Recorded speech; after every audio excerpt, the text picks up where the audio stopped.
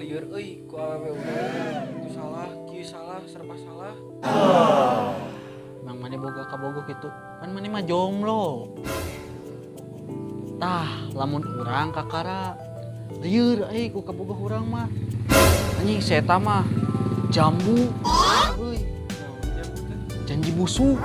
Mah teu ngarti ku pemikiran saya mah teu ngarti ku awewe. Cara jalan pemikiran teh kumaha nya? Lieur aing mah euy.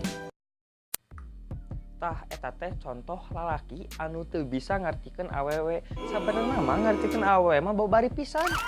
Lamun nya berarti henteu, lamun henteu berarti nya, lamun nya berarti henteu, untuk kunanaon berarti kunanaon, mun kunanaon berarti teu kunanaon. Kadang kunanaon tapi teu kunanaon, kadang oge teu kunanaon tapi sok kunanaon. Kadangnya padahal henteu, tapi minang nama henteu padahal nya.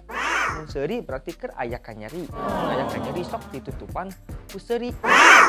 Ngambek eta tandana hayang dibujuk. Mun muda hancur atawa umak ambek teu pupuk berarti eta teh hayang dijajanan baso, mitul, jeung lain-lainna. Mun embung berarti hayang, mun hayang berarti embung. Kumaha? Babari? Babari kan? Kitu aya tips urang yang menghadapi awewe nurut tah sakitu sama ada babari.